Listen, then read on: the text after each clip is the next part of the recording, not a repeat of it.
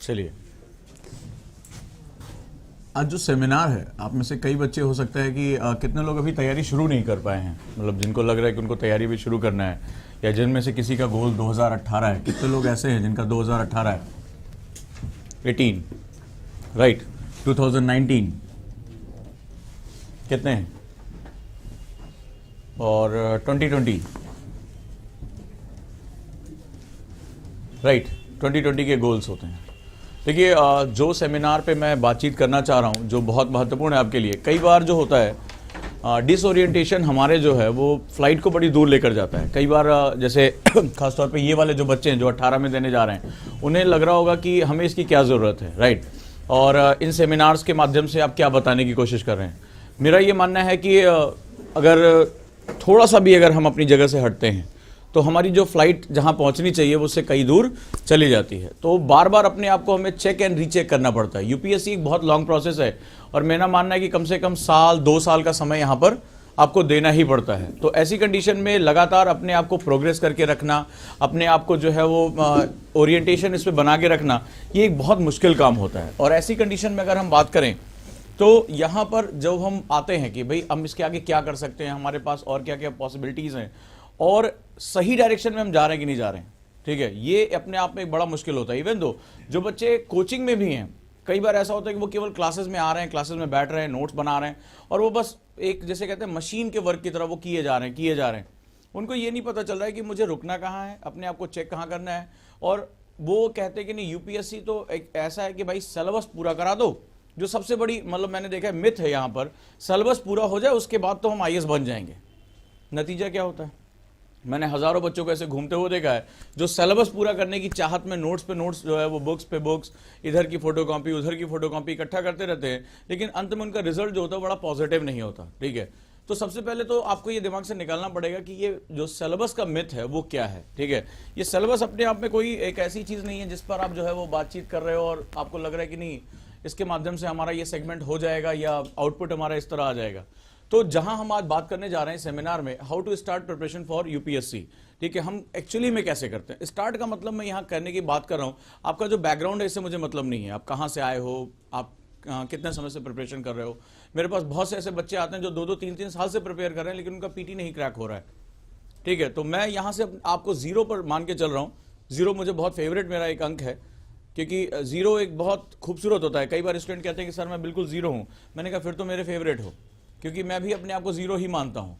मज़ेदार बात है कि अगर एक अंक है 0 इधर लगाओगे तो उसकी कोई वैल्यू नहीं आती है, लेकिन अभी मैं इसमें 0 को राइट में लगा दूं तो क्या होता है, ये वैल्यूज को बढ़ा देता है।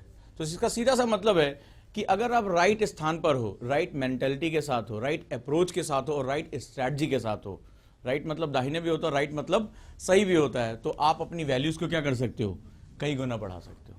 ये 0 सिर्फ अपनी पोजीशन चेंज करके अपने आप को, अपनी वैल्यू जो है वो कई गुना ये जिस चीज के साथ जोड़ता है उसकी बढ़ा देता है। तो मैं कोशिश करूंगा आप लोग अपना जो माइंड सेट है उसको बिल्कुल राइट लेकर चलो, अपनी स्ट्रैटेजी को राइट लेकर चलो और अपने सिस्टम को राइट लेकर चलो। आज में हो सकता है कि आपके इसी क्लास में कई मिथ तोड़ दूंगा, ठीक है। आपको जो लगता है कि चीज़ें इतनी आसान हैं या चीज़ें जो हैं वो इतनी स्ट्रेट हैं, वो वाकई में उससे अलग है। अगर आप देखोगे, अगर आप ईमानदारी से सेमिनार को जो है इवैल्यूएट करोगे तो आप पाओगे कि आपकी अभी जो कमियां हैं वो बहुत ज़्यादा हैं, और अगर हम उसको स्टेप बाय स्टेप मिटा लेते हैं तो शायद हम अपने आप एक पूरा जो है वो सेगमेंट लेकर चल पाएंगे। जैसे अगर मैं अपनी बातचीत शुरू करता हूं तो यूपीएससी के लिए सबसे बड़ी चीज़ हमें क्या चाहिए, वाई आईएएस। एक जो सबसे इंपॉर्टेंट क्वेश्चन होता है कि आप आईएएस क्यों बनना चाहते हैं। मैं अक्सर आप बच्चे से कहता भी हूं कि यहीं से यूपीएससी की प्रिपरेशन शुरू होती है, ठीक है। यही वो क्वेश्चन होता है जिसपे आप बात नहीं करते हो, वाई आईएएस, ठीक है। मैं आईएएस क्यों बनना चाहता हूं, वो डिजायर क्या है, आपका जो सेगमेंट क्या है, वहां पर आप क्या कारण है जिसकी वजह से आप इतने लंबे एग्जाम में इतने प्रेशर, इतने पेन को झेल पाओगे, वो ढूंढना आपके लिए बहुत जरूरी है। वो आप ढूंढ कर लेकर आइए। कई बार लोग कहते हैं, जैसे मेरे पास भी बच्चे आते हैं, अरे वो सर पापा चाहते थे या भैया चाहते थे या मैंने फलाने को देखा था, वो डीएम को देखा था, बड़ा जो है बड़ा पावरफुल लग रहा था। ये चीजें मुखर्जी नगर में 3 महीने से ज्यादा सर्वाइव तुम्हें नहीं करा पाएंगी। यहाँ जो प्रेशर होता है ना, इतना ज्यादा होता है, इतनी भागदौड़ होती है, 3 महीने बाद तुम खुद ही गिव अप कर दोगे, भैया हमसे नहीं हो पाएगा। तो मैं उन स्टूडेंट से बात ही नहीं कर रहा हूं, मैं यहां उन बच्चों से बात करने जा रहा हूं। मैं मान के आ रहा हूं इस क्लास में, या जो लोग मुझे वीडियो के माध्यम से सुनेंगे, उनके सीधी सी बात है, उनका डिजायर जो होगा वो बहुत बर्निंग डिजायर, मतलब यूपीएससी मतलब सिर्फ यूपीएससी। तो मैं उन लोगों से बात कर रहा हूं और यहीं से मैं अपनी बातचीत शुरू करूंगा।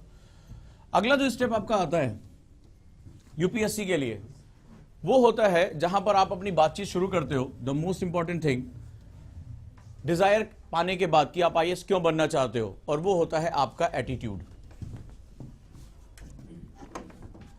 Attitude, right. आपका एटीट्यूड बहुत महत्वपूर्ण होता है, ठीक है। ये एटीट्यूड आपके जीत और हार दोनों को तय करता है, ठीक है। बहुत महत्वपूर्ण तरीके से मैं आपको ये बताने की कोशिश कर रहा हूं। आपका एटीट्यूड बहुत महत्वपूर्ण होता है, क्योंकि इस पूरे एग्जाम में क्या वास्तव में हमें टॉपर्स चाहिए होते हैं? कई बच्चों ने मुझसे कहा कि सर मेरी स्कूलिंग बड़ी अच्छी नहीं हुई है, बहुत मैं एलीट क्लास से नहीं आया हूं, मेरे घर में कोई भी जो है सिविल सर्वेंट नहीं है, क्या मैं आईएएस बन सकता हूं? आज की पूरा सेमिनार जो मैंने 3-4 महीने आप लोगों के क्वेश्चन इकट्ठा किए, उन्हीं का जवाब देने का एक प्रयास है। जो आप लोगों ने सोशल मीडिया पे, यूट्यूब पे पूछा, क्या केवल टॉपर्स यहां पर आते हैं? नहीं। इस एग्जाम में किसकी जरूरत पड़ती है? क्या बहुत अच्छी बुक्स की बहुत जरूरत पड़ती है? किसके पास एनसीईआरटी नहीं है आज की डेट में? सरकार ने तो ऐप लॉन्च कर दिया, फ्री में डाउनलोड कर लो। किसके पास बिपिन चंद्रा नहीं है? किसके पास जो लक्ष्मीकांत नहीं है? सबके पास है। कौन सी ऐसी बुक है? पहले के जमाने में तो बहुत दिक्कत हुआ करती थी, दिल्ली आकर आप किताब खरीदोगे, अब तो तुम्हें जरूरत ही नहीं, अब तो आप ऑनलाइन मंगा सकते हो। तो क्या वास्तव में केवल बुक्स के माध्यम से इस एग्जाम को जो है वो क्रैक किया जा सकता है? क्या वास्तव में कई बच्चे जो है मुझसे कहते हैं कि सर मैं बड़े गरीब घर का हूं, ठीक है। बच्चियां कहती हैं अरे पापा जो है पढ़ने नहीं दे रहे हैं, लगातार इस तरह के कॉल्स आते रहती हैं। क्या सचमुच क्या अमीरी या गरीबी यहां पर डिटरमाइनिंग फैक्टर हो सकता है? तो फिर गोविंद जायसवाल, इन सब जैसे लोगों को आईएएस बनना ही नहीं चाहिए था, ठीक है। केवल अमीर के बच्चे को ही आईएएस बनना चाहिए, तो उसकी तो बपौती हो जाती। ये सारे फैक्टर्स यहां पर जो है वो बेकार हो जाते हैं। जरूरत क्या होती है इस एग्जाम में? किन लोगों को चाहिए होता है? अगर ये टॉपर्स नहीं ले रहे हैं, ठीक है, कि भैया यूनिवर्सिटी के टॉपर भी हमें नहीं चाहिए, पढ़ने में तुम बहुत तेजू लाल हो, 90% वाले रहे हो, तो तुम आईएएस बन जाओगे, इसकी कोई गारंटी नहीं, कोई गारंटी नहीं है, ठीक है। सिर्फ साया अवस्थी जैसा व्यक्ति जो 2nd डिवीजन पास हुआ, वो भी आईएएस जो हिंदी मीडियम से टॉप कर सकता है। तो इसका मतलब इस एग्जाम में हमें कुछ और चाहिए, और वो चाहिए होगा हमें प्रशासनिक दृष्टिकोण की।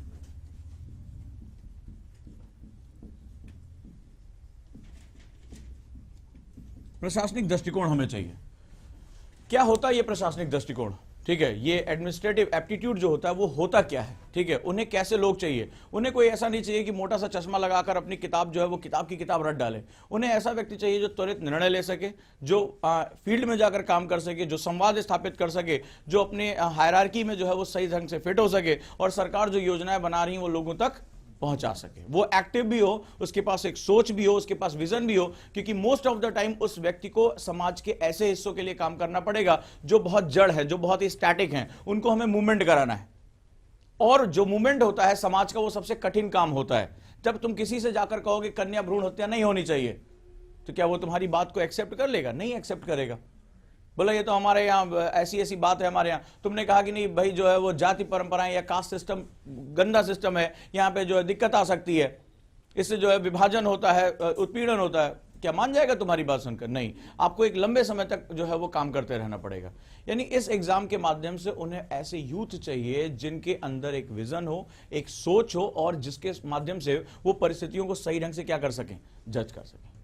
यानी कि जो सबसे महत्वपूर्ण चीज होती है वो आपके अंदर होनी चाहिए, एटीट्यूड। जेफ केलर कहते हैं एटीट्यूड इज एवरीथिंग, दृष्टिकोण ही सब कुछ है। अब ये दृष्टिकोण होता क्या है, किस चिड़िया का नाम है और कहां मिलती है, इस विषय पे मैं तो थोड़ा सा बात करना चाहूंगा। कुछ लोग हो सकता है ये सोचकर आए हो कि किसी जादुई किताब के बारे में बताएंगे और उस जादुई किताब से जो होगा इनका जो है बहुत भला हो जाएगा। तो किताबें सेम है, ठीक है, किताबें सेम है। लक्ष्मीकांत वही अपनी जगह है, बिपिन चंद्र अपनी जगह है, वो सारी अपनी चीज रहेगी। यहाँ जादू वादू कुछ नहीं है, यहाँ सिंपल एक फंडा काम करेगा और वो है आपका एटीट्यूड। जरा देखो इस एटीट्यूड वर्ड को आता कहां से है, सुना होगा।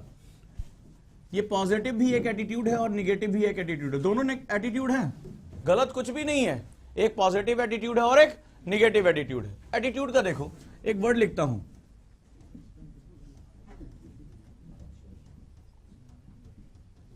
ठीक, एक वर्ड है ये, क्या है ये, इम्पॉसिबल। दूसरा वर्ड मैं इसी को लिख देता हूं,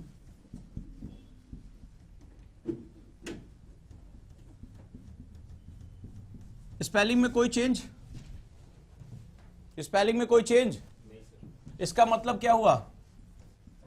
असंभव, नहीं हो सकता। हो ही नहीं सकता। तुम आईएएस बन जाओ, असंभव। दूसरा एक वर्ड इसी का मतलब है, मैंने वर्ड में कोई भी चेंज नहीं किया, सेम अल्फाबेट्स आई यूज, ठीक है। और इसका मतलब हां, ये खुद कह रहा है आई एम पॉसिबल, मैं संभव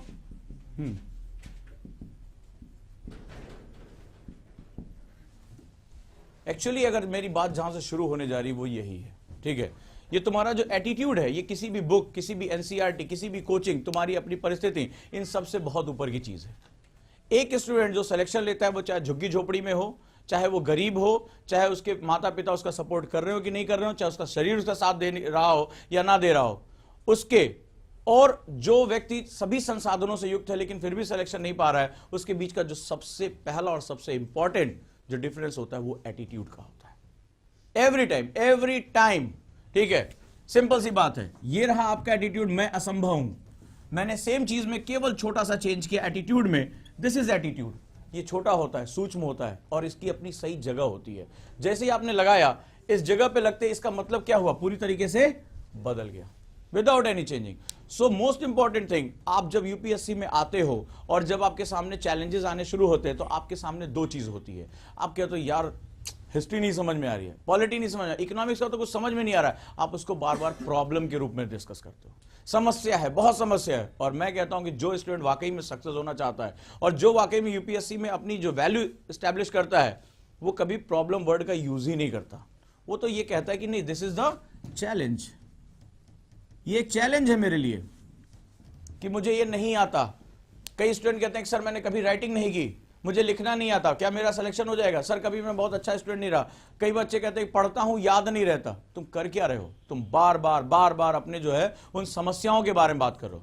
यू आर सेइंग कि ये मेरे सामने प्रॉब्लम है। किसके सामने प्रॉब्लम नहीं होती? जब भी कोई नया काम करोगे प्रॉब्लम तो आएगी। सवाल है कि तुम उसे प्रॉब्लम कहते हो या तुम उसे चैलेंज कहते हो।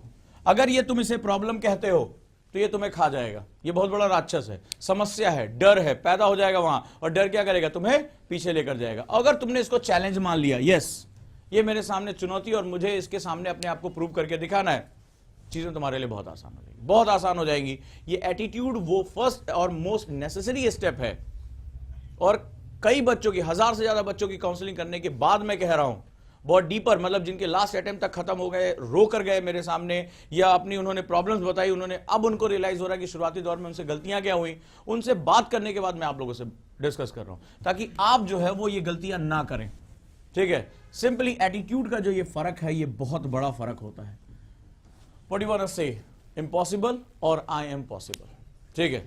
तो सबसे महत्वपूर्ण चीज है, जब आपसे आज से जब आप बात करना शुरू करेंगे तो अपने एटीट्यूड पर बात करेंगे। एटीट्यूड आपका एक प्रशासनिक दृष्टिकोण का होना चाहिए। जब आप अपनी तैयारी शुरू करेंगे तो आप अपने आप को एक यूपीएससी एस्पिरेंट की बजाय एक यूपीएससी क्वालिफाई करने वाले व्यक्ति के रूप में देखिए कि अगर मैं आईएएस हूं तो मैं इस समस्या के विषय में क्या सोचता हूं। बहुत महत्वपूर्ण और बहुत अनुभव से बात आप लोगों को बता रहा हूं, ठीक है। एक व्यक्ति, चाहे भारत और चीन का रिलेशनशिप हो, जब उसको अलग पड़ता है तो उसको रटने की कोशिश करता है। चलो भाई कुछ फैक्ट्स याद कर लेते हैं, भारत ऐसा है, चीन ऐसा है, इसके संबंध हो रहे हैं। एक रियली में जो मैंने देखा है कि जो लोग वाकई में पढ़ने में अच्छे होते हैं, जिनको आगे चलकर वो क्वालिफाई करते हैं, वो इसको ये देखते हैं कि एक प्रशासनिक अधिकारी के रूप में अगर मैं आईएफएस ऑफिसर होता तो मैं इस समस्या को किस रूप में देखता, ठीक है। या अगर मुझे कभी भी आगे चलकर इस समस्या के समाधान के लिए नियुक्त किया जाता एक अधिकारी के रूप में, तो मैं इस समस्या के समाधान के लिए क्या क्या स्टेप्स उठाता। यही एटीट्यूड का बेसिक फर्क होता है, यही एटीट्यूड का सबसे बेसिक फर्क होता है। यानी फर्स्ट चीज जो आप लोग ध्यान रखेंगे आज से, वो अपने एटीट्यूड को लेकर चलिएगा। मोस्ट ऑफ द टाइम आपको पता भी नहीं रहता है, आप मोस्ट ऑफ द टाइम या तो प्रॉब्लम्स के बारे में बात कर रहे होते हैं या निगेटिविटी के बारे में बात कर रहे हैं। आप कंप्लेन कर रहे होते हैं, कोचिंग नहीं अच्छी है, बुक नहीं अच्छी है, ऐसा हो जाता तो हम ऐसा कर लेते, ऐसा होता तो हम ऐसा हो जाता, पता नहीं उस दिन एग्जाम में क्या हुआ था, मेरे 4-6 जो गोले गलत भर गए इसलिए मेरा सिलेक्शन नहीं हुआ, वो मैं इकोनॉमिक्स छोड़कर गया था, इकोनॉमिक्स से सारे क्वेश्चन आ गए इसलिए मेरा सिलेक्शन नहीं हुआ। Every time you are complaining complaining and complaining. और इसका सबसे बड़ा जो नुकसान होता है, आपका जो सबकॉन्शियस माइंड होता है वो इसको जो है वो रिसीव कर लेता है, बोलता हाँ यार इसकी जिंदगी में बहुत ज्यादा जो है वो समस्या है। अब समस्या जिसका मतलब ये कभी भी उससे बाहर नहीं जा सकता। 4 अंगूठी पहना देगा, कभी कुंडली जो है किसी को जाकर दिखाओगे कि पता नहीं, देखिए पंडित जी आईएएस बनने का योग है कि नहीं, पंडित जी बताएंगे कि राहु जो है बहुत भारी चल रहा है तुम्हारा, जो है वो गाय को जो है वो पालक खिलाओ, इसको ये करो, उसको वो करो, और ये सारे सेगमेंट्स क्या हो जाएंगे, शुरू हो जाएंगे। योर फियर फैक्टर, धीरे धीरे जो तुम्हारी कैपेबिलिटीज थी, जो तुम अच्छा कर सकते थे, वो बंद हो जाएंगे। तुम्हारा जो पावर है, जो तुम्हारी सोच है, वो हर समय निगेटिव निगेटिव निगेटिव निगेटिव होना शुरू हो जाएगी। You try to complain, Baswan समिति क्या कर देगी, अरे ये तो हमें बाहर कर देना चाहती है, ठीक है, हिंदी मीडियम का स्टूडेंट तो सिलेक्शन ही नहीं पाएगा। इस तरह के आप क्या करते हैं, रात दिन जो है कंप्लेन करना शुरू कर देते हो। बेहतर इस पे होना चाहिए था कि चाहे कमेटी जो करे, चाहे यूपीएससी जहां भी लेकर जाए, मुझे अपनी कैपेबिलिटीज क्या करनी है, बढ़ानी है, क्योंकि ये जो एग्जाम है वो कैपेबिलिटीज का एग्जाम है। तो ऐसी कंडीशन में जो फर्स्ट थिंग आप बात करोगे, वो करोगे अपने एटीट्यूड पर बातचीत, ठीक है। बहुत गंभीरता से इस बात को देखना, और आप लोग इतनी गंभीर गलतियां करते हो, ज्यादा से ज्यादा जो है आप शिकायत करते नजर आते हो। तो पहली चीज आप याद रखिएगा कि आप इम्पॉसिबल पे बात ज्यादा करते हैं या आई एम पॉसिबल पे। अब दूसरी चीज, एटीट्यूड एक अमूर्त चीज है। कई बार बच्चे कहते हैं नहीं ठीक है, आपने कह दिया कि पॉजिटिव एटीट्यूड जो होता है वो बहुत जरूरी है, लेकिन ये मिलता कहां है, हम कैसे पता चलेंगे, कैसे पता करेंगे कि हमारे अंदर जो है वो प्रशासनिक अभियोग्यता है, ठीक है, हम कैसे बात करेंगे कि मेरे अंदर एडमिनिस्ट्रेटिव एप्टीट्यूड है या नहीं। तो मैं आज एक्चुअली सेमिनार को उसी पॉइंट से शुरू करना चाह रहा हूं। बहुत सिंपल से तुम लोग एक बात करें, तुम लोग ना कोई बहुत बड़े नेता बनने जा रहे हो, ना कोई अभिनेता बनने जा रहे हो, ना कोई बहुत बड़े लीडर, ये बात की बात है। मेरे लिए अभी सिर्फ और सिर्फ आप सभी यूपीएससी एस्पिरेंट्स हो, और आपका एकमात्र गोल है, और मेरा एकमात्र गोल है, आपको आपकी मंजिल तक पहुंचाना और आपको आपकी मंजिल तक पहुंचना। मैं यहां बात करूंगा एक एटीट्यूड डेवलप कैसे किया जाता है। इसी क्वेश्चन का जवाब आप जानना चाहते भी होगे शायद, ठीक है। और ये जो एटीट्यूड है, नहीं है मेरे पास, एटीट्यूड नहीं है इस तरह का, मेरे सामने दिक्कत आ रही है, मुझे बुक पढ़ने में समस्या होती है, मैं उतनी तेजी से याद नहीं कर पाता। कई बच्चों ने कहा सर 2.5 घंटे लग जाते हैं हिंदू को पढ़ने में, या न्यूज़पेपर पढ़ने में, या कोई भी बुक पढ़ने में महीनों निकल जाते हैं, और हम जो है नहीं कर पाते। आज मैं उन्हीं सब चीजों के बारे में बात करूंगा, इस एटीट्यूड को डेवलप कैसे करते हैं। इस एटीट्यूड को डेवलप करने का जो पहला स्टेप होता है वो होता है प्रश्न पूछना। ये कौन सी बड़ी बात है, asking question. This is a common phenomena. जितने भी टॉपर्स होते हैं, ठीक है, इला का जब इंटरव्यू होगा, मेरे ऑफिस में भी उसका जो अखबार की कटिंग रखी होगी, उसके ऊपर लिखा हुआ है एक बहुत फेमस कोट है कि जिज्ञासु बने और सवालों का जवाब ढूंढ कर ही जो है वो अपना माने, ठीक है, उनका हल ढूंढ कर ही माने। अब जाओगे मेरे ऑफिस में भी उस अखबार की जो छपी थी वो कोट छपा हुआ है कि जिज्ञासु बने, उसकी एक लाइन है, अखबार ने उसको छापा भी था कि जिज्ञासु बने, क्यूरियस, और सवालों का हल ढूंढ कर ही दम लें।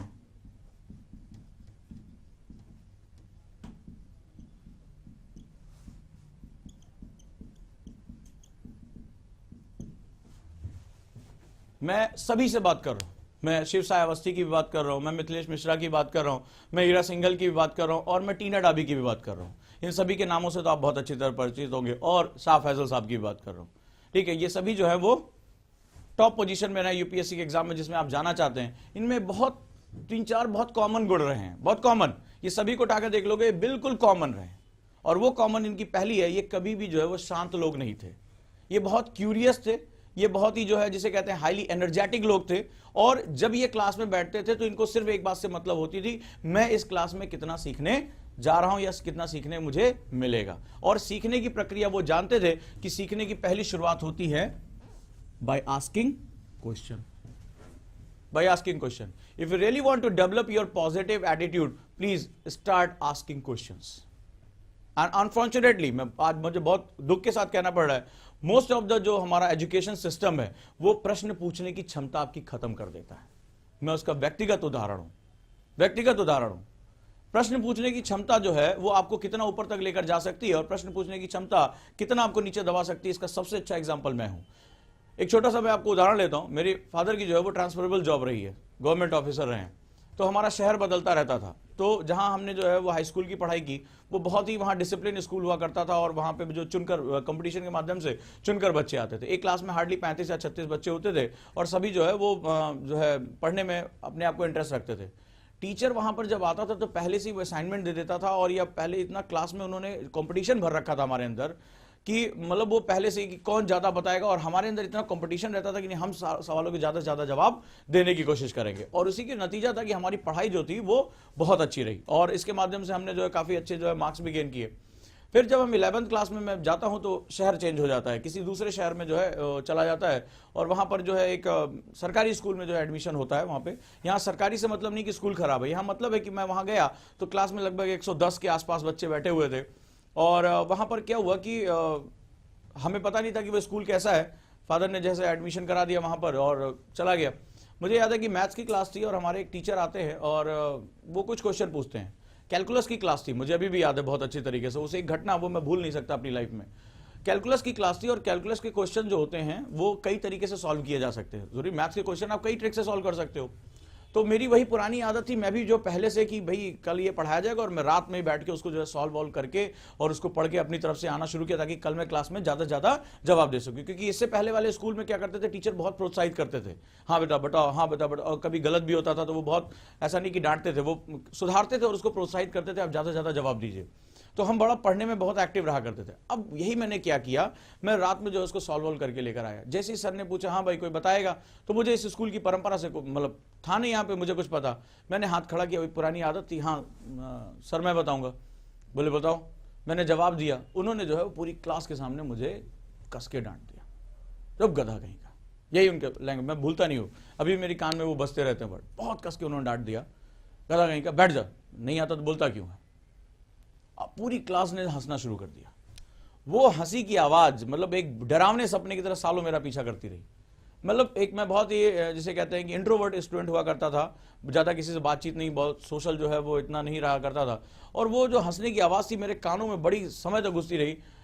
मैं सही था, लेकिन बाद में मुझे पता चला कि वो जो है वो मास्टर साहब जो थे वो एक कुंजी के माध्यम से पढ़ाते थे, जो कुंजी में लिखा होता था वही, या उनकी ट्यूशन में जो बोला जाता था वही शाश्वत सत्य माना जाता था, अन्य जो है वो सारी घटनाओं को बेकार मान लिया जाता था। और उसका नतीजा ये हुआ कि मैंने क्लास जाना ही छोड़ दिया।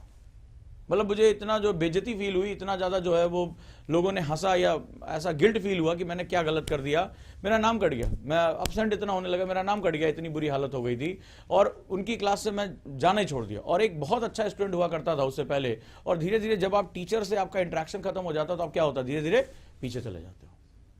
अनफॉर्चुनेट यही हो रहा है कि हमारे स्टूडेंट का क्वेश्चन पूछने की क्षमता को खत्म किया जा रहा है। एजुकेशन सिस्टम अगर हमारा कहीं गलत है तो यहां पर सबसे ज्यादा गलत है। सो अगर आप वाकई में एटीट्यूड डेवलप करना चाह रहे हैं, क्योंकि अभी आपकी व्यक्तिगत जिम्मेदारी हो चुकी है, यहां पर कोई नहीं पूछेगा कि आपके हालात क्या थे या आप कहां से आए हो। यहां सिंपल सी एक बात की जाएगी कि तुम्हें जब भेजा गया मुखर्जी नगर या दिल्ली तो तुमने उसको अटेंड किया या नहीं किया। सो अभी आपकी व्यक्तिगत जिम्मेदारी है। मेरी एक बात को याद रखिएगा, अगर आप वाकई में एटीट्यूड डेवलप करना चाहते हैं तो प्रश्न पूछना सीखिए। लेकिन अब यहां एक जिम्मेदारी मैं आपको और बताता हूं। प्रश्न तो किसी भी चीज में आप पूछ सकते हो, हाँ भैया क्या हो रहा है, क्यों हो रहा है, कैसे हो रहा है, लेकिन यूपीएससी का स्टूडेंट एक अलग तरीके से प्रश्न पूछता है, वो मैं तुम्हें सिखाना चाहता हूं। ये न्यूज़पेपर है, कोई भी हिंदी या इंग्लिश का, आप लोगों के लिए सबसे बड़ा ये सरदर्द बनता है ना, ये इंग्लिश का न्यूज़पेपर, सर 2 घंटे लग जाते हैं, सर ये 1 घंटा लग जाता है, हिंदू सर पूरे दिन में खत्म नहीं हो पाता। उसका कारण क्या है? या एक कोई भी बुक है, सर एनसीईआरटी सर कितने दिन में खत्म हो जाएगी, विपिन चंद्रा कितना टाइम चाहिए, ये पूरा सिस्टम ही आपका गड़बड़ है, इसको आपको सुधारने की जरूरत है। चलिए हम बात करते हैं कि प्रश्न पूछते कैसे हैं। मान लीजिए आज आपने न्यूज़पेपर खोला और आपके सामने इजराइल और फिलिस्तीन का मुद्दा सामने आता है, ठीक है।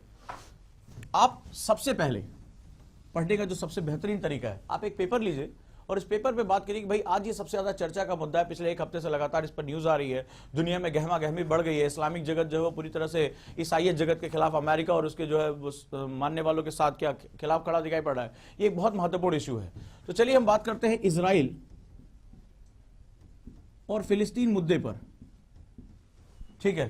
तो सबसे पहले आपका प्रश्न होना चाहिए कि मुद्दा क्या है, व्हाट इज द इश्यू, भाई ये है। सेकंड क्वेश्चन दिमाग में आना चाहिए, ये इजराइल कहां है, मतलब इसकी ज्योग्राफिकल पोजीशन। मैं इतनी बड़ी बड़ी बात कर लूंगा, अभी मैंने कई बच्चों से पूछा, उन्हें एक्चुअली में गाजा पट्टी की लोकेशन नहीं पता थी कि गाजा पट्टी है कहां। इतना गाजा पट्टी बार बार चर्चा में आ रहा, वेस्ट बैंक जो है वो चर्चा में आ रहा, और उसको ये पता नहीं था कि ज्योग्राफिकल लोकेशन क्या है, तो इसकी भौगोलिक स्थिति क्या है। दैट मीन्स मैं इसको मैप पे आइडेंटिफाई कर सकता हूं कि नहीं कर सकता हूं, ये वेस्ट एशिया है, मिडिल एशिया है या साउथ वेस्ट एशिया है, एग्जैक्टली लोकेशन क्या है इसकी, इसके आसपास के देश कौन है, क्योंकि अब जब आगे चलकर पढ़ोगे तो बिना जियो पॉलिटिक्स के जो है, बिना ज्योग्राफिकल लोकेशन के पॉलिटिक्स डिटरमाइन नहीं होती है। ये केस बहुत बड़ा जियो पॉलिटिक्स का है। फिर बात आई कि भाई जो है जेरूसलम, तो जेरूसलम को जो है वो क्या कर रहे हैं, इजराइल की राजधानी के रूप में जो है वो शिफ्ट कर रहे हैं। तो ये जेरूसलम क्या है, कहां है, क्या है भाई, तीन धर्मों का ये क्या है, मान्य स्थल है। ठीक है, सवाल आया, हमास जो है फिर से एग्रेसिव हो रहा है। हमास क्या है, मोसाद ने बहुत किलिंग की है, मोसाद क्या है। ठीक है, जो शब्द आपके सामने आ रहे हैं, इजराइल किस तरह का देश है, अगर मैं तुमसे यहां पूछूं, बाकी लोग जवाब नहीं देंगे जो नए बच्चे आए हैं, ये बताओ एक ईश्वरवादी है, बहुईश्वरवादी है या प्रकृतिवादी है, धर्म कौन सा इनका, मोनोथीस्ट है, पॉलीथीस्ट है या जो है वो नेचुरलिस्टिक है,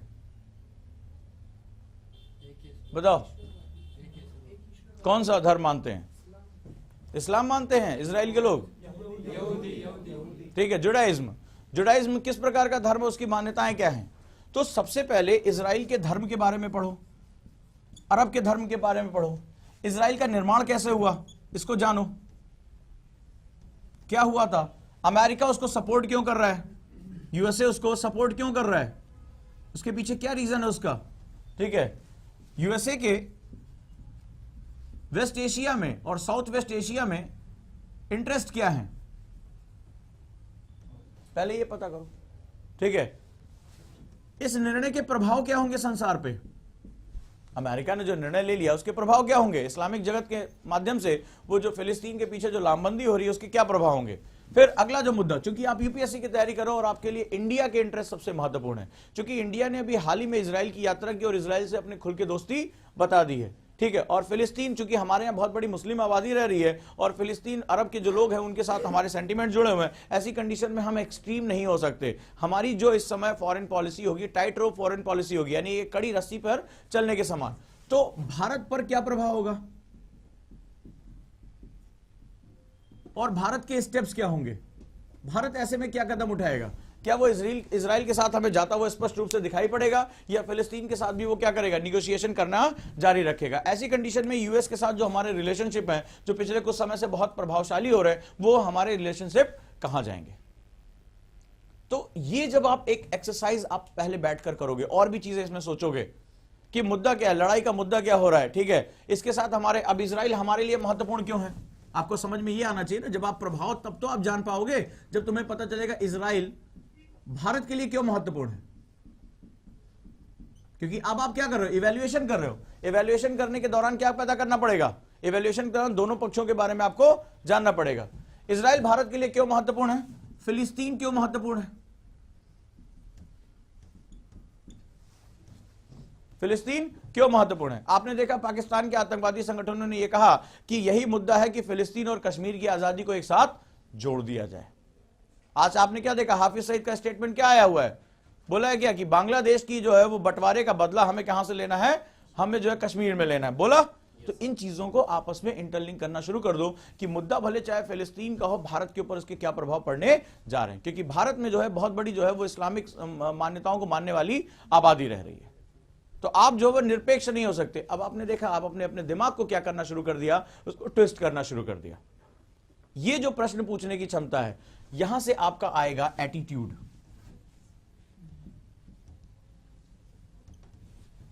अब मैं तुम्हें दोबारा बताता हूं कि एटीट्यूड क्या है। एटीट्यूड का सीधा सा मतलब है विश्लेषण करने की क्षमता, विश्लेषण करने की क्षमता, कैपेसिटी टू एनालाइज। ठीक है, that is nothing but the attitude.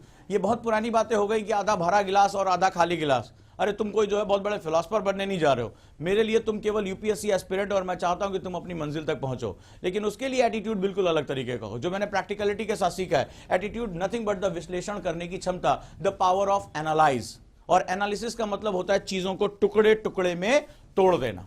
जैसे बहुत फेवरेट एग्जांपल लेता हूं, ये मार्कर है आपके सामने, मार्कर को जो है एनालाइज करके दिखा दो मुझे।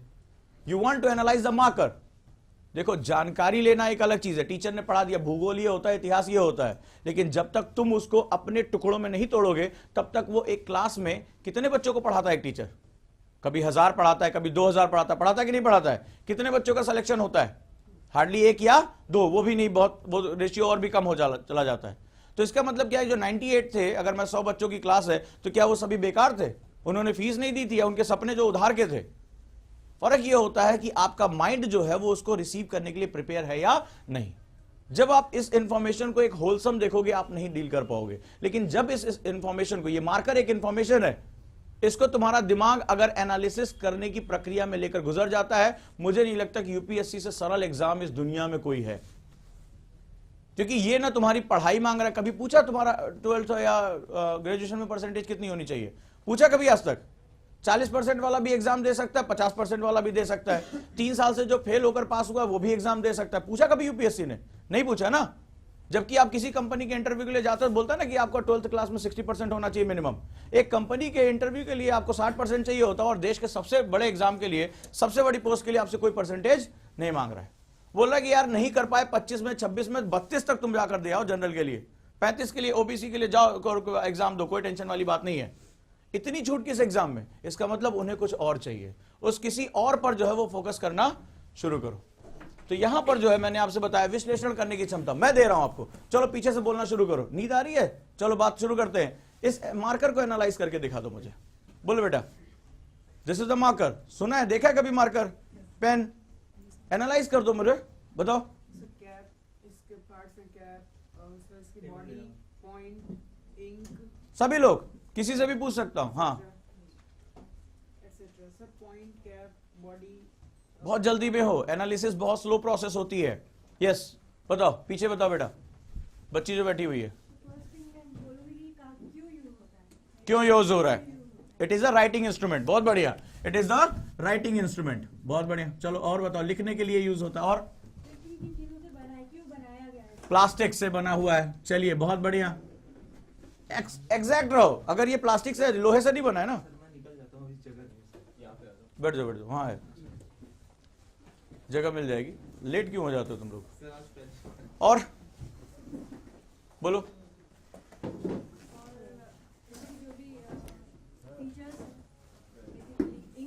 बैठ जाओ।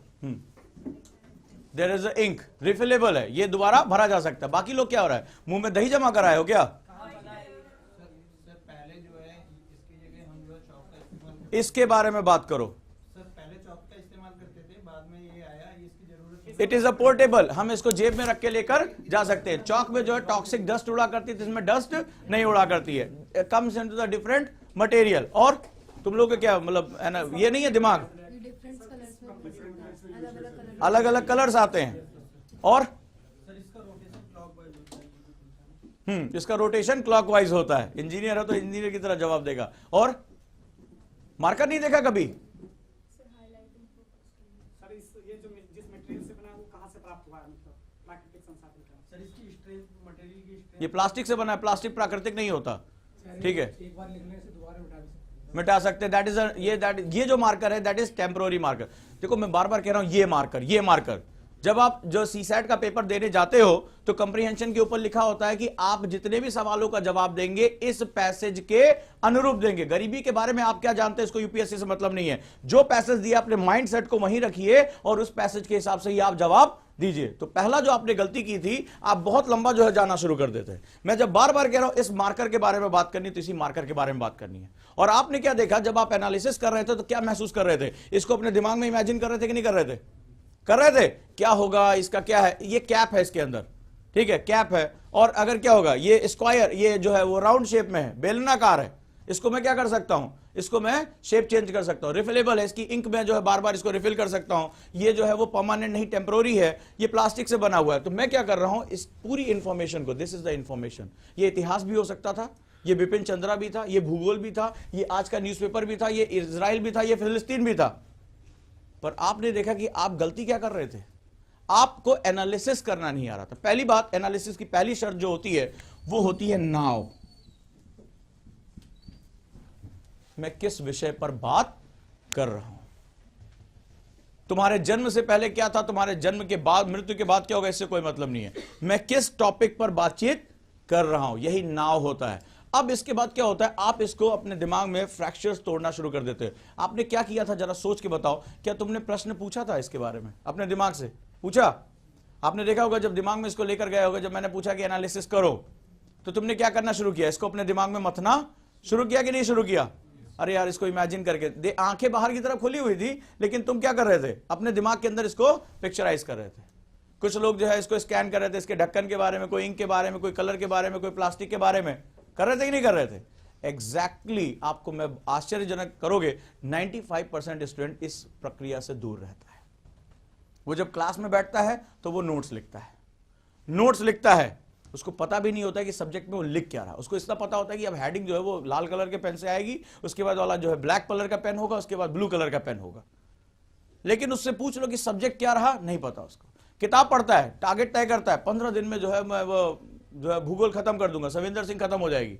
इधर भूगोल खत्म होती है, उससे पूछ लो बेटा टॉपिक कौन सा था, तो शायद उसको टॉपिक भी ढंग से याद नहीं रहा। बस वो क्या होता है, अंडरलाइन करता जाता, रेस चल रही होती, 100 जो है पेज में इस हफ्ते खत्म कर दूंगा। लेकिन सवाल है कि तुम्हारे दिमाग में कितनी इंफॉर्मेशन है? क्या तुम्हें एग्जाम में बुक ले जाने देंगे? तुम्हारे नोट्स जाएंगे? कोई सहायक खड़ा होगा जो तुम्हें जब भूलोगे तो धीरे से बता देगा, प्रभु ऐसा होगा कुछ? वहां सिर्फ और सिर्फ ये काम आएगा। क्या वास्तव में यूपीएससी इस तरह के सवाल पूछता है? लिखिए भारत की आजादी कब हुई, पूछता है? लेकिन तुम तो ऐसे पढ़ते हो, तुम तो ऐसे ही पढ़ते हो ना। तुम तो ये पढ़ते हो कि भैया बताइए 30 से 60 डिग्री के बीच में कौन सा कटिबंध पाया जाएगा, कर्क रेखा कहां से गुजरती है, ये तो तुम याद करते हो। यूपीएससी जो है इसके प्रभावों के बारे में बात करता है। तुम करते हो बैंक दर क्या होती है, और वो क्या करता है, बैंक दर के प्रभाव क्या होते हैं। तो सीधा सा मतलब है कि इंफॉर्मेशन वो बाहर से लेकर नहीं आता। सवाल है कि जब तुम्हारे सामने इंफॉर्मेशन गुजरी थी, तुमने उसको एनालाइज किया था या तुमने उसको स्किप किया था, और तुमने उसको स्किप किया था। तो जब तक एनालाइज पावर, एनालाइज मतलब रोको, हुक करो और उसको क्या करो, टुकड़ों में तोड़ दो। क्योंकि अगला जो चरण होता है मेंस में, पीटी में आता है एनालाइज काम, मेंस में आता है सिंथेसाइज काम। अब जब तुमने ये जोड़ लिया, it is a writing instrument, ये टेम्पररी मार्कर है, रिफिल इसमें भरी जा सकती है, प्लास्टिक का बना हुआ है, शेप इसका जो है वो सिलेंड्रिकल है, राउंड है। अब मैं तुमसे कहूं बेटा इसको सिंथेसाइज कर दो, यानी इसको क्या करो, संश्लेषित कर दो। संश्लेषण का मतलब होता है जो टुकड़ों में आपको अलग अलग ज्ञान प्राप्त हुआ है, उन टुकड़ों को जोड़कर एक नया सेगमेंट बना देना। अब आप क्या कहोगे, sir it is made by the plastic, and plastic क्या है? अब आपने क्या किया था, चूंकि आपने इसको पहले क्या किया था, एनालाइज किया था कि हाँ भैया ये प्लास्टिक का बना हुआ है।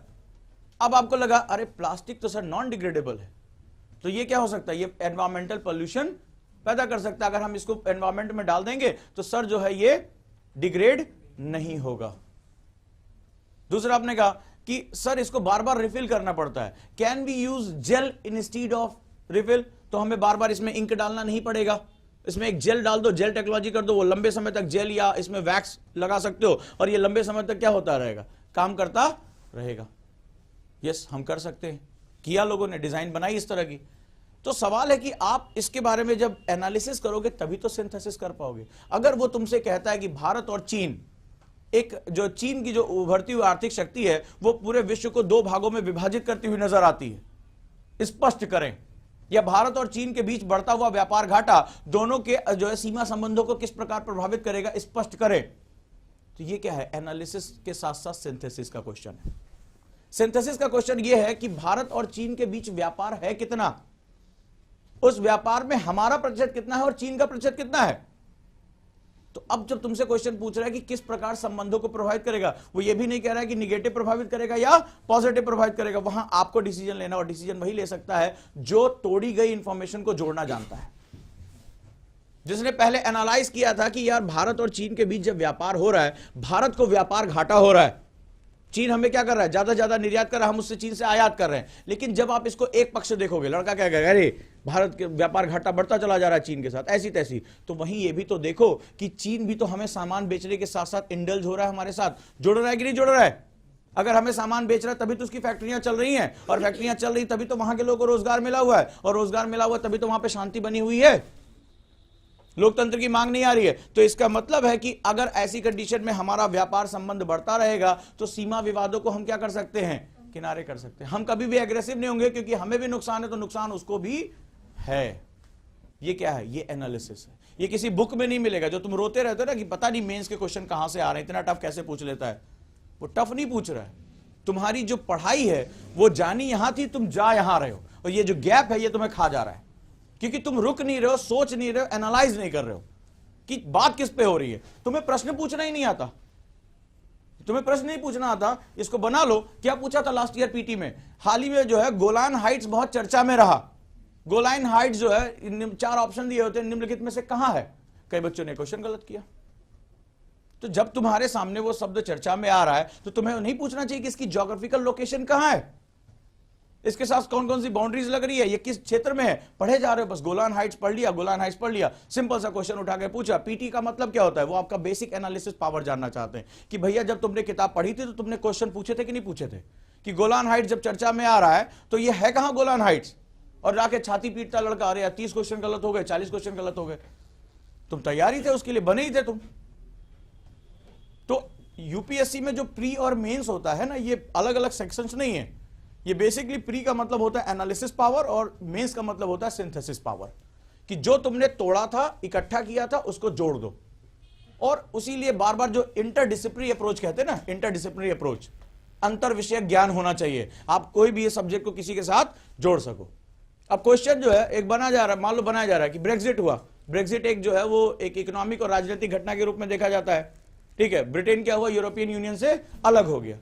लेकिन आप जब सोच के बैठोगे कि इसका अलग होने से, अगर क्वेश्चन तुम्हारे सामने ये पूछ लिया गया इंटरव्यू में कि आप क्या सोचते हैं कि ब्रेक्जिट की वजह से पर्यावरणीय संकट कैसे खड़ा हो सकता है, या पर्यावरणीय वार्ताओं पर क्या असर पड़ेगा। अब आप तो उसको पढ़कर गए थे ब्रेक्जिट, आपके लिए तो ये था कि व्यापार कितना कम होगा, आपके लिए ये था कि भाई यूरोपियन यूनियन की जो है वो पावर कैसे कम होगी। आपसे क्वेश्चन क्या पूछा? इसका जो है जलवायु वार्ताओं पर क्या प्रभाव पड़ेगा। ले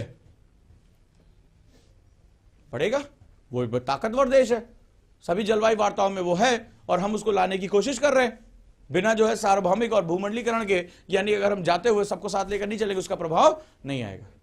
आपने इस विषय पर सोचा नहीं, और आपने सोचा नहीं, उन्होंने वो क्वेश्चन जरूर पूछना है, क्योंकि उन्हें भी पता है कि एक एवरेज स्टूडेंट और जो उन्हें चाहिए उनके बीच का केवल इतना ही फर्क है। एक स्टूडेंट वो ज्यादा भागता नहीं है सिलेबस के पीछे, वो ये देखता है कि ये मेरा टॉपिक जो चर्चा में चल रहा है, इस पर मेरे कितने आयाम तैयार हो सकते हैं। कोई भी चीज निरपेक्ष नहीं है यूपीएससी में, वो हमेशा सापेक्ष चीजों को लेकर चलता है। निरपेक्ष अगर है तो वो यूपीएससी के काम का नहीं। निरपेक्ष मतलब जलवायु परिवर्तन से आप क्या समझते हैं। ले आता है कभी क्वेश्चन इस तरह का? देखा है कभी यूपीएससी में?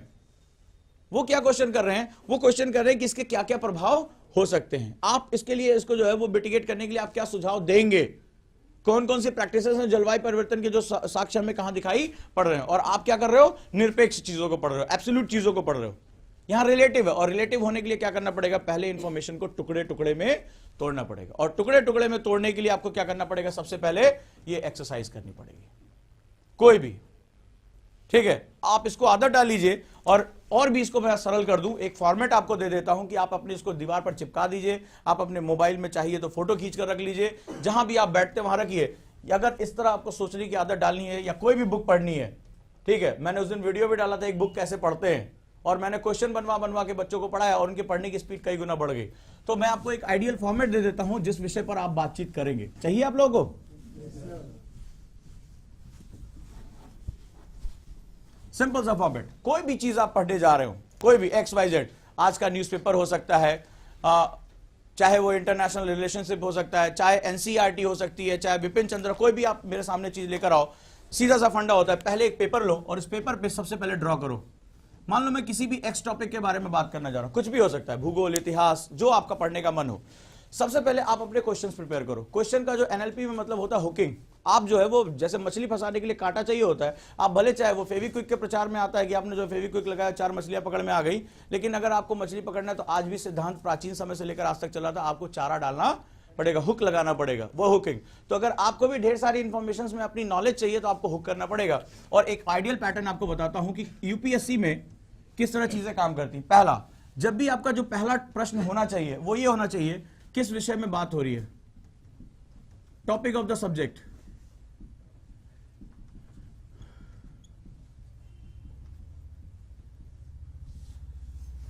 जैसे मैं हिस्ट्री पढ़ रहा हूं तो हिस्ट्री में मतलब पूरी इतिहास थोड़ा ना सिंधु घाटी सभ्यता से शुरू करके और देश की आजादी तक पहुंच जाऊंगा।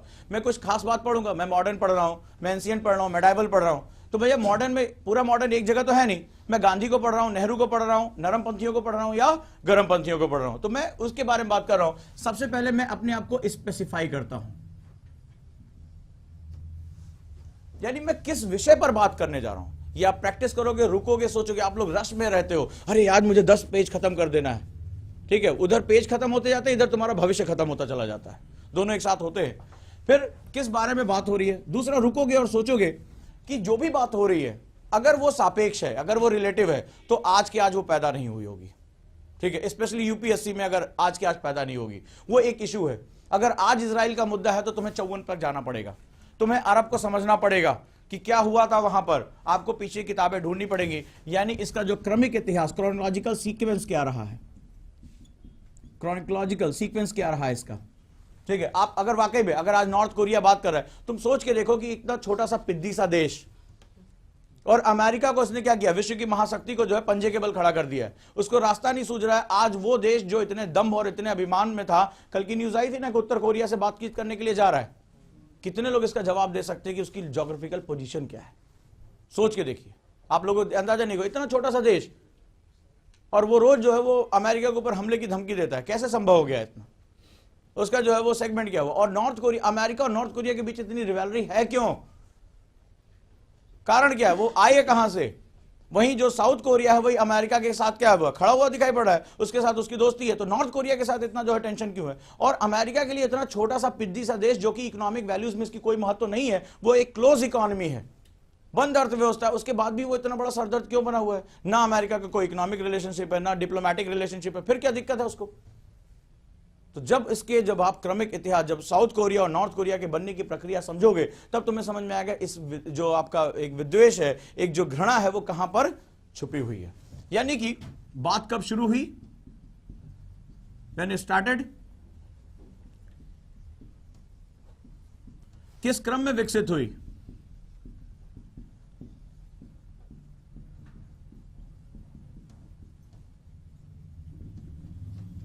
XYZ, ठीक है। कहां शुरू हुई?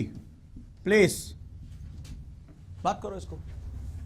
अब आप डीपीएसपी पढ़ते हो, directive principle of state policy, और इसमें आप गांधीयन फिलॉसफी पढ़ते हो। अब आपको पता भी नहीं होगा गांधीयन फिलॉसफी या जेपी की फिलॉसफी ये आई कहां से थी, गांधीयन फिलॉसफी है कहां, और गांधीयन फिलॉसफी कहां कहां पाई जाती है। लोग समझते हैं गांधी एक राजनीतिक व्यवस्था थी, गांधी के विचार जो थे वो भारत की आजादी से थे। सबसे ज्यादा क्वेश्चन तो गांधी के पर्यावरणीय थॉट्स के बारे में पूछे जाते हैं। गांधी जो है वो समाज को इवेल्यूएट, गांधी बार बार कहते थे कि राजनीतिक मुझे जो आजादी भले चाहे देर से मिले, पहले हमें सामाजिक आजादी को हासिल करना होगा, हमें सोशल जो है वो इंडिपेंडेंस को हासिल करना होगा। कहां गांधी ने? तो आखिर आप गांधी को समझने कैसे जा रहे हो? गांधी के ये थॉट्स जो डेवलप कैसे हुए, और गांधी का पूरा मूवमेंट कैसे चलता है, ठीक है, ये आपको नेक्स्ट समझना पड़ेगा।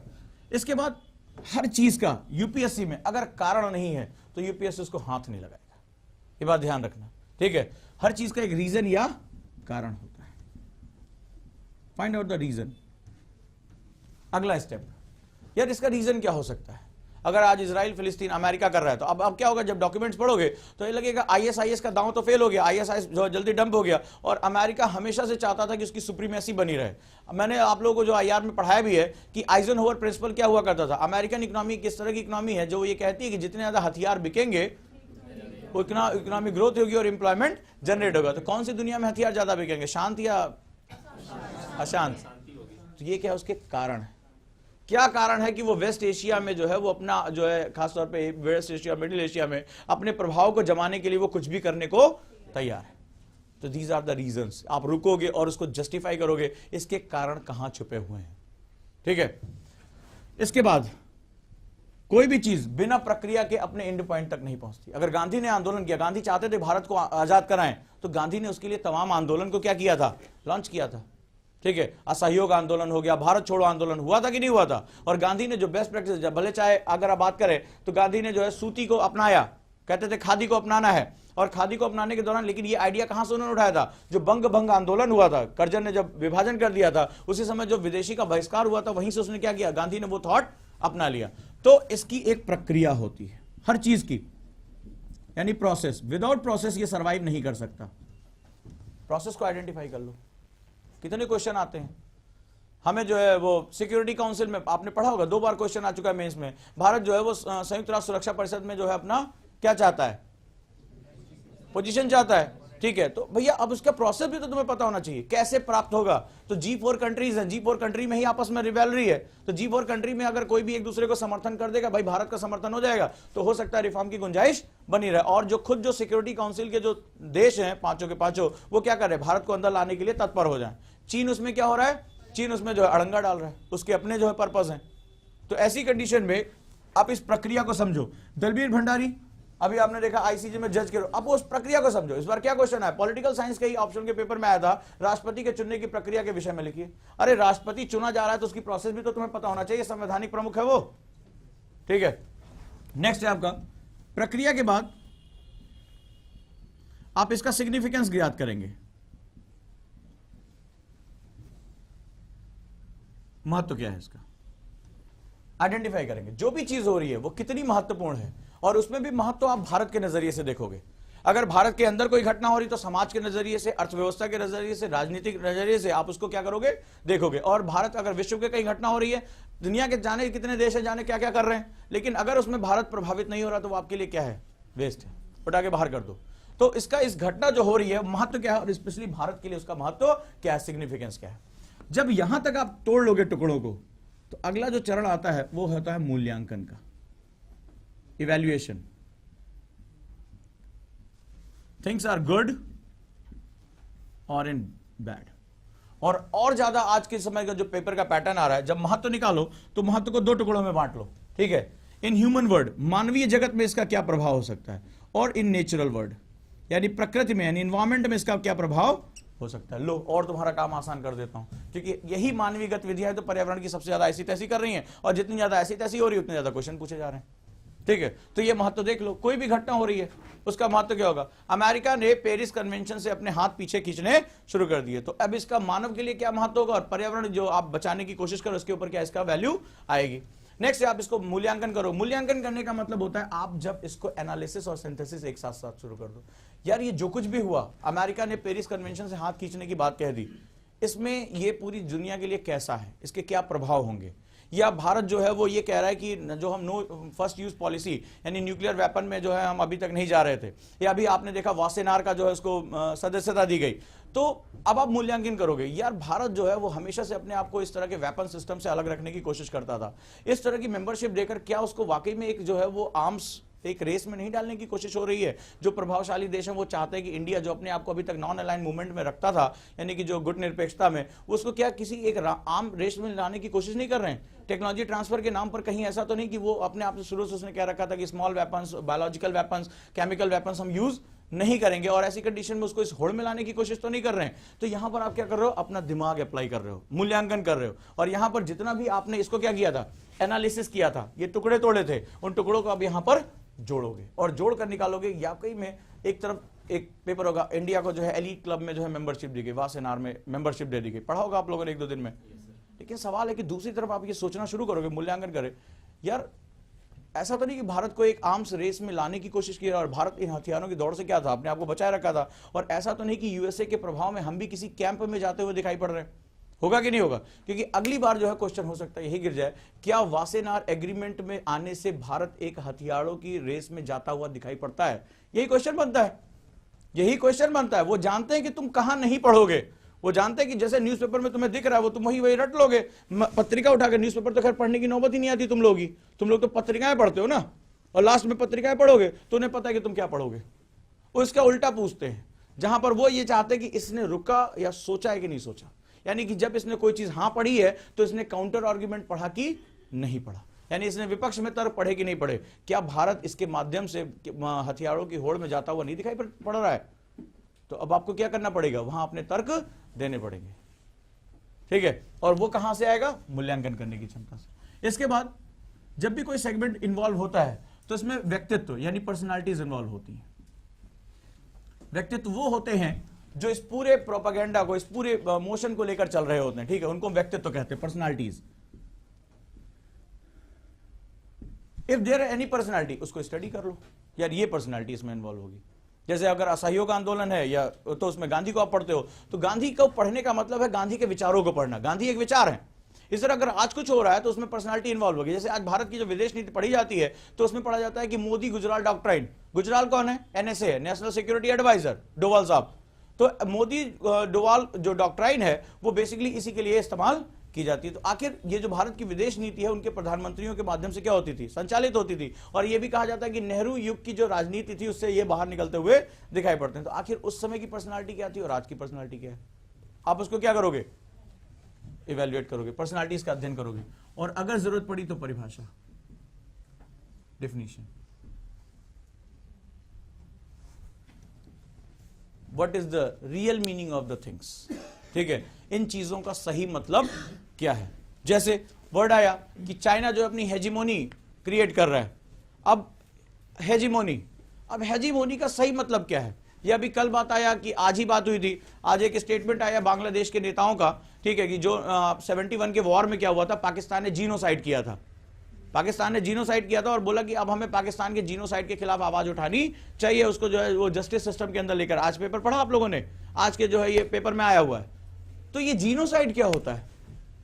कई लोग कहेंगे नरसंहार, लेकिन मैं आप लोगों को तो बता चुका हूं ना कि जीनोसाइड का मतलब केवल नरसंहार नहीं होता है, इसके बड़े व्यापक मतलब होते हैं। तो जब डिफिनीशंस का यहां मतलब होता है, शब्दावलियों के साथ आपको खेलना आना चाहिए, क्योंकि ये शब्द आपके पास नहीं रहेंगे। तो जीनोसाइड में बहुत सी चीजें आती है, केवल जो है वो एक बहुत बड़ी हत्या नहीं होती है। जब किसी को भूख से तड़पाना, ठीक है, वहां से उनको जबरदस्ती हटाना, ये सब किसके अंतर्गत आता है? यूनाइटेड नेशन के अंतर्गत। ये जीनोसाइड के अंतर्गत आता है। हेजिमोनी क्रिएट होना, अब चाइना हेजिमोनी जो है वो कर रहा है। कल भी आप लोगों ने न्यूज़पेपर में पढ़ा कि साउथ चाइना में अपना विस्तार करता चला जा रहा है। ठीक है, मंगोलिया के कई क्षेत्रों को उसने क्या किया? अपने अंडर में ले लिया। तो हेजिमोनी मतलब क्या होता है और हेजिमोनी कहां होता है? क्या केवल ये पॉलिटिकल सिस्टम है या इकोनॉमिक सिस्टम भी है, और या ये जो है वो अन्य तरीके से भी स्टैब्लिश किया जा सकता है? तो आप जब सही मतलब समझना शुरू करोगे तभी आपको जो है वो समझ में आना शुरू होगा। अदरवाइज ये आपके लिए वेस्टेज। यहां आपको मेहनत करनी पड़ेगी, लेकिन यहां पर जो होगा ये एक पैटर्न होता है आइडियली यूपीएससी के स्टूडेंट के लिए। कुछ भी उठा लो, मेरे से कोई भी जो आपको टफ लगता है मेरे से एग्जांपल पूछ लो कि सर इसको कैसे पढ़े। कुछ भी उठा लो, ज्योग्राफी, हिस्ट्री, पॉलिटी, कुछ भी उठाओ, इसी पैटर्न में उसको तोड़ दो, इसी पैटर्न में तोड़ दो।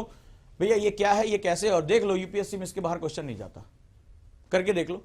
लेकिन इसमें आपको इन्वॉल्व होना पड़ेगा। सर अगर कोई एग्जांपल लेते हैं, जैसे ज्योग्राफी में फ्लूवल लैंडफॉर्म का एग्जांपल लेते हैं, हम किसके बारे में बात करने जा रहे हैं? फ्लूअल लैंडफॉर्म। फ्लूअल किसे कहते हैं? जो नदियों के द्वारा होता है, ठीक है, जो आपके जो है रिवर्स के इरोजन। तो रिवर्स में सबसे बड़ी बात किस बारे में बात हो रही? We are talking about the fluvial system. Rivers क्या होती हैं भाई? उसके पास जो है दो तरीके का रिवर्स सिस्टम हो सकता है, जो सदा नीरा हो सकती है, इसमें हमेशा पानी बना हुआ है, या उसमें पानी जो है वो कम जा सकता है। दूसरा ये सिस्टम ये हो सकता है कि भाई या तो इसमें जो इसका बेस जो है वो सेडिमेंट्री है, या इसका बेस जो है वो रॉकी है। दो कंडीशन हो गए। सेकेंड स्टेप में आते हैं कि इसका जो है रीजन क्या है, मतलब फ्लूअल जो है प्रोसेस। अब प्रोसेस क्या होता है? पहले कारण क्या होता है? कारण ये होता है कि जब भी उसके पास स्लोप होता है तो उसके हर मॉलिक्यूल पे अंडर ग्रेविटी क्या होता है? उसका भार के ऊपर m/g लगता है, भार लगता है ना m/g, और साथ ही साथ स्लोप क्या करता है? थीटा क्रिएट करता है। ठीक है, थीटा क्रिएट करता है। कारण क्या होता है कि वो अप्रदन करती है फ्लूअल प्रोसेस। भाई ये रहा उसके मॉलिक्यूल के ऊपर m/g, और उसकी क्रिया और प्रतिक्रिया, साथ ही साथ उसके जल के कणों के बीच में क्या होता है? श्यानता, यानी विस्कोसिटी काम करती है, जो ऑलरेडी क्या होती है? विस्कोसिटी का मतलब होता है द एबिलिटी टू फ्रिक्शन, यानी कि जो है वो मोशन का विरोध करना। ऐसी कंडीशन में इसके पास क्या होता है? ये जो ढाल थीटा पैदा होती है, ये इसके अंदर काइनेटिक एनर्जी प्रोड्यूस कर देती है, करती है गतिज ऊर्जा, और either energy neither be created nor be destroyed. और ये क्या होता है? जब ये काइनेटिक एनर्जी साथ के संरचनाओं को ट्रांसफर हो जाती है, स्टैटिक एनर्जी को दे देते हैं, तो क्या होगा? वहां से इरोजन करना शुरू कर देंगी, और इरोजन करने के दौरान जहां से इरोजन करेंगी, अप्रदन करेंगी, वहां एक स्थलाकृति का जन्म होगा, और जहां ले जाकर उस मटेरियल को निक्षेप करेंगी वहां पर भी एक स्थलाकृति यानी लैंडफॉर्म का जन्म होगा। अब ये किस तरह इरोजन करती हैं? ये लैमिनार फ्लो में भी जा सकती हैं, पढ़ते होगे तुम लोग। ये टर्बुलेंट भी हो सकती हैं, ये रेनॉल्ड नंबर से प्रभावित भी होती हैं। ठीक है, इनकी परतें, निचली परत जो होती है वो घर्षण ज्यादा झेलती है, ऊपर की परत जो होती है घर्षण वो कम झेलती है, फ्रिक्शन कम झेलती है। आपने कारण और प्रक्रियाओं को दोनों समझ लिया। नदी जो होती है ढाल के अनुरूप ही रहेगी, ढाल जितनी ज्यादा होगी नदियों की तीव्रता क्या होगी? ज्यादा होगी, रैपिड्स का निर्माण करेंगी। जैसे जैसे ढाल कम होती चली जाएगी, ये क्या करना शुरू कर देंगी? मियांडर करना शुरू कर देंगी। तो मियांडर करने के दौरान क्या करेंगी? इस स्थलाकृतियों का निर्माण करेंगी, लोड को एक साइड ले जाकर डिपॉजिट करेंगे और एक साइड कटाव करेंगी, और उससे क्या होगा? ऑक्सबो लेक का जन्म होगा। लो, फिर जब ये ढाल और कम हो जाएगी तो क्या होगा, जब समुद्र अपने बेस लेवल के पास पहुंचेंगी तो क्या होगा, ये लाकर जमा कर देंगे और that is known as delta. और एक नदी की धारा कई तरीकाओं में, कई ट्रिब्यूटरीज में बटकर जाकर विलीन हो जाएगी, राइट। तो बेसिकली आपने इसकी प्रक्रिया को समझा। सिग्निफिकेंस चाहे वो हटन हो चाहे डेविस हो, सभी कहते हैं कि सबसे प्रमुख अपरदन का एजेंट कौन है, इरोजन का, नदियां, ठीक है। तो चाहे उनकी जो तीनों अवस्थाएं डेविस की रही हो, चाहे वो युवावस्था रही हो, चाहे प्रौढ़ावस्था रही हो, चाहे वृद्धावस्था रही हो, यंग, मैच्योर एंड ओल्ड, ये सभी को कौन डिटरमाइन कर रहा है, रिवर्स कर रही है। हटन भी कहते हैं कि सबसे जो पावरफुल है वो कौन है, रिवर्स है, ठीक है। इसके बारे में मूल्यांकन जब करोगे कि वाकई में नदियां ऐसा करती हैं, हाँ करती हैं, लेकिन थॉर्नबरी क्या कहते हैं आगे चलकर कि भैया करती तो है लेकिन क्या होती है, इनकी तीव्रताओं में हमेशा अंतर आता रहता है, क्योंकि हमारे ज्यादातर सिस्टम कैसे हैं, निगेटिव फीडबैक लूप सिस्टम में काम करते हैं। किसने कहा, आप हटन का नाम ले रहे हो, आप जो है वो डेविस का नाम ले रहे हो, आप पेंक का नाम ले रहे हो, सभी के आपके अध्ययन के लिए किसने नदियों के बारे में क्या क्या कहा है। और हाल ही में प्रोफेसर स्टॉलर, उन्होंने क्या कहा, हो गया। अब फ्लूअल प्रोसेस किसे कहते हैं, डेल्टा किसे कहते हैं, इरोजन किसे कहते हैं, ऑक्सबो लेक किसे कहते हैं, डेफिनेशन याद कर लो, कौन सी चीज इसके बाहर है, सब कुछ तो आ गया। हमेशा ही पूछा था, डेविस की थ्योरी लिखी है, पेंक की थ्योरी लिखी है, इन दोनों के बीच अंतर बताइए, हटन ने क्या कहा था, थॉर्नबरी ने क्या कहा और स्टॉलर ने क्या कहा। तो आप किसकी चीज को भी पढ़ना चाहो, न्यूज़पेपर आपने उठाया, आज का न्यूज़पेपर,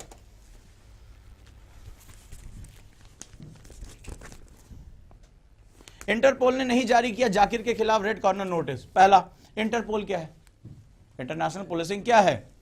दूसरा, जाकिर के खिलाफ रेड कॉर्नर नोटिस क्या होता है, ठीक है। ऐसे उठाकर पीटी में क्वेश्चन पूछेगा, जो है अक्सर आप समाचार पत्रों में रेड कॉर्नर नोटिस बहुत जो है वो चर्चा में रहता है। निम्नलिखित में से किन बिंदुओं में जो है वो रेड कॉर्नर नोटिस के अंतर्गत आते हैं। इसमें किसी भी देश के अपराधी को जो है ये किया जा सकता है, इसमें उस देश के अपराधी के खिलाफ जारी किया जा सकता है जिसके साथ हमारी जो है संधि हो, इसमें जो है वो एक फलाना यूनियन है उसके अंतर्गत जो है सारे देश उसके खिलाफ जो है नेट कॉर्नर नोटिस जारी किया जा सकता है। इसमें जो है उन देशों को नहीं शामिल किया जा सकता जिसमें कैपिटल पनिशमेंट दिया जाता हो। लो 4 ऑप्शन दिया है, फिर 4 कूट दे देंगे, पहला और दूसरा सही है, दूसरा और तीसरा सही है, पहला दूसरा तीसरा सही है, हो गया आपका काम खत्म।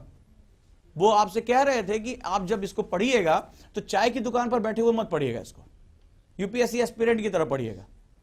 तो आपका पहला क्वेश्चन, आप जब, और वो पढ़ने का तरीका क्या होता है, आपके और चाय वाले के बीच में ये न्यूज़पेपर क्या चाय वाले की दुकान पर नहीं आता।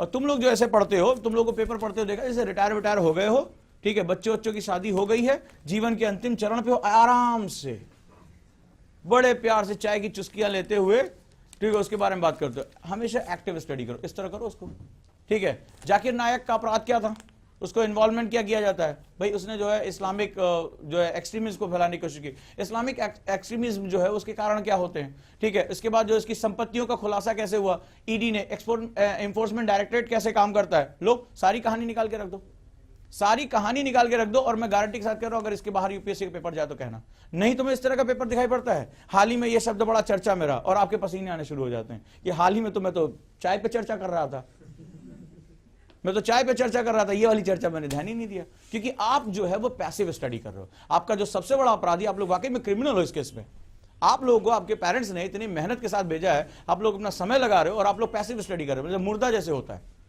एक्टिव स्टडीज की आदत डालिए, एक डायरी एक पेन हमेशा आपकी जेब में होना चाहिए। कौन हो भैया, तुम शाहरुख खान हो क्या कि तुम्हारा जो है वो लुक खराब हो जाएगा।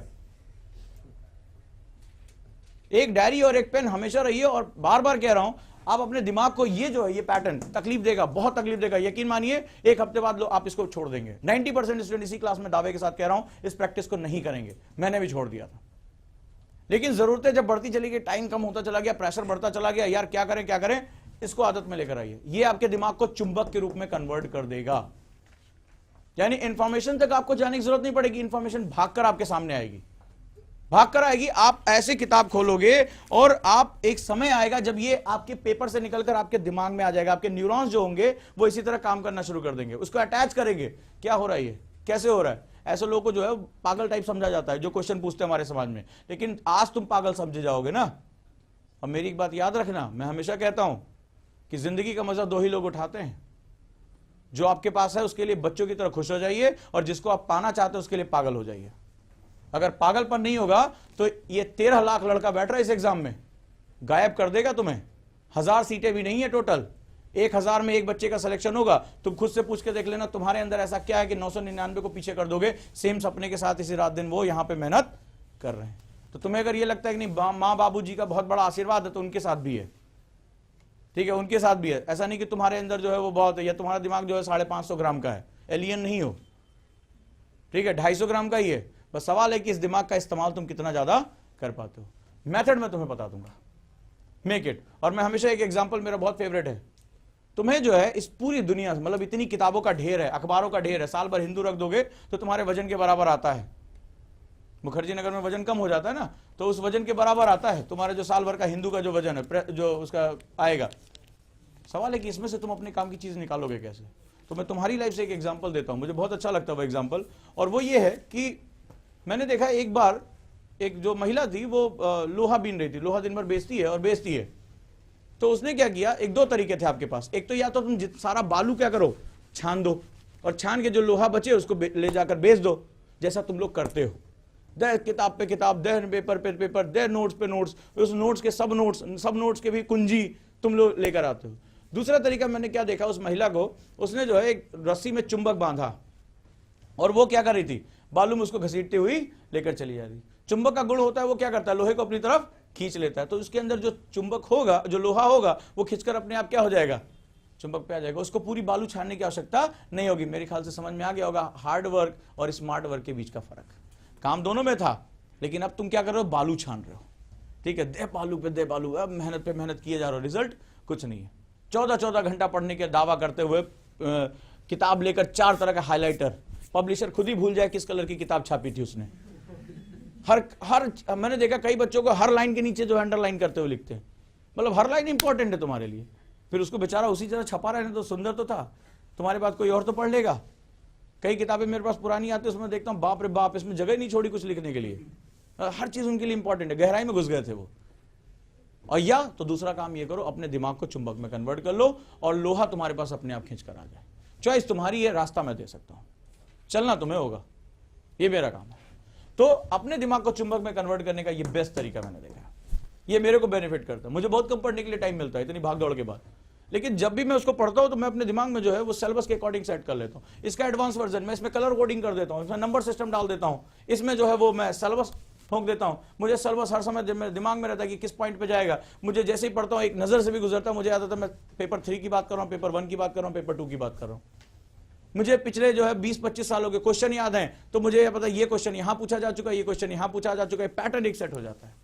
बस आधार यही है, मैं ऐसे ही पढ़ता हूं और मैं वो तुम्हें दे रहा हूं कि तुम भी ऐसे पढ़ना अगर शुरू करोगे, अपने दिमाग को चुंबक की तरह कन्वर्ट कर दोगे। Convert your mind as a magnet, और इसके माध्यम से तुम्हारी जो सबसे बड़ा गुण आएगा, तुम प्रश्न पूछना शुरू कर दोगे। और जब प्रश्न पूछोगे तो प्रश्न का मतलब होता है हुक, और जब हुक होगा, जब कांटे होंगे, तो मछली तो फंसेगी भाई, और तुम्हें वो इंफॉर्मेशन बाहर निकालनी है। तकलीफ होगी, हमें पैसिव स्टडी की आदत पड़ चुकी है। हम चाहते हैं कि हम पन्ने खत्म करें, हम घंटों में पढ़ते हैं, हम पन्नों में पढ़ते हैं, हम इंफॉर्मेशन में नहीं पढ़ते। हम सीखने के लिए कहां पढ़ रहे हैं, हम तो पढ़ने के लिए पढ़ रहे हैं। दिखाते हुए प्रतीत हो रहे हैं कि यार हम पढ़ते हुए प्रतीत होते चाहिए, हमें चाहिए। लेकिन अंत में मैं आपको एक ही बार कहूंगा कि संसार जो है वो प्रयास नहीं देखता, संसार केवल परिणाम देखता है। आपके अपने ही कल के आपके प्रयासों के ऊपर बहुत बड़ा प्रश्न चिन्ह लगा देंगे कि हो सकता है हमसे पैसा लेकर दिल्ली में रह रहा हो और वहां पे जो है वो पिक्चरें देखता हो, कॉमिक्स पढ़ता हो, यही काम इसका रहा होगा। तो आपके जो है वो परिणाम आपके पक्ष में होंगे, आप बहुत अच्छे हैं। नहीं तो आपके अपने ही आपको ऐसा बोलेंगे ना कि उनकी जिंदगी भर वो कांटे जो है वो हृदय में चुभते रहेंगे, ना नींद आएगी और ना भूख प्यास लगेगी। आज जितना मजा काटना है काट लो, कल तुम्हें यही जो है वो हर एक अन्न के निवाले के साथ ले, खाने के लिए तो पैदा हुआ है। हमारी छाती पे जिंदगी भर तो जो है वो मूंग दलेगा ही दलेगा, तो तब पता चलेगा कि रोटी की कड़वाहट क्या होती है। अभी तो बहुत मजे से खा रहे हो, ठीक है, तब मजा आएगा। लेकिन उससे पहले अभी अगर इसको कर लेते हो तो तुम्हारे ऊपर है। और ये वेरिएबल है, आप इसको हर सब्जेक्ट में यूज कर सकते हो, न्यूज़पेपर में यूज कर सकते हो, करो तो इसको आप अपने जो है, बहुत लोगों ने बनाया भी नहीं होगा अभी, ठीक है, मैं देख रहा हूं, सबको देख रहा हूं। तुम लोग की आदत खराब है ना पैसिव स्टडी करने के, तुम लोग पुराने विरोधा सुनते हो क्लास में, तो जब सुनते हो तो एक और भी सुन लो, जो अक्सर मैं बताता रहता हूं कि सुनी सुनाई बातें कितनी याद रहती हैं, ये भी तो जान लो। तुम्हें पता होना चाहिए ना कि तुम फेल क्यों हो रहे हो, क्योंकि मेरा पूरा प्रयास जो है वो 2% के लिए नहीं है। 2% मतलब वो जो यूपीएससी निकाल लेता है, मेरा प्रयास उस 98 के लिए जिसके बारे में कोई बात करने को आज तैयार नहीं हो रहा है कि तुम जिंदा हो या मर गए, ठीक है, उसके लिए मैं बात कर रहा हूं। तुम ये भी जान लो कि जब हम कोई चीज बड़े ध्यान से सुनते हैं तो किसी भी सुनी हुई बात का केवल 11% याद रख पाते हैं। अब आ जाओ, जो तुम बहुत तेजूलाल बने घूम रहे हो ना, क्लास में बड़े ध्यान से आकर सुनते हो, तो तुम सोच लो अगर तुम्हारे टीचर ने 100% कुछ पढ़ाया है तो उसका 11% केवल रिसीव कर पाओगे, याद करने की क्षमता। जब हम किसी चीज को देखते हैं तो हम लगभग 83% सीखते हैं। एक पिक्चर देख के आते हो, सब कुछ याद रहता है। माहिष्मती साम्राज्य का जो है उसे एक एक फोटो बनवा लो, तुम बना लोगे, कोई टेंशन वाली बात नहीं है। और जब हम किसी चीज को करते हैं, डू, तो 93% से हमें ज्यादा याद रहता है। एक स्टूडेंट ए बी सी, एक क्लास में एक teacher, same material same time, लेकिन तुम्हारे अंदर की क्षमता तय करेगी कि कौन उस एक साल में ज्यादा अचीव करेगा और कौन जो है अपनी किस्मत को बाद में रोएगा। It's up to you, choice तुम्हारी है। लेकिन मैं चाहता हूं कि सी कैटेगरी में जाओ तो ज्यादा अच्छा रहेगा तुम्हारे लिए, ताकि तुम ज्यादा से ज्यादा लर्न कर सको। तो उसके तरीके ये होते हैं, पहले सीखना तो शुरू करो।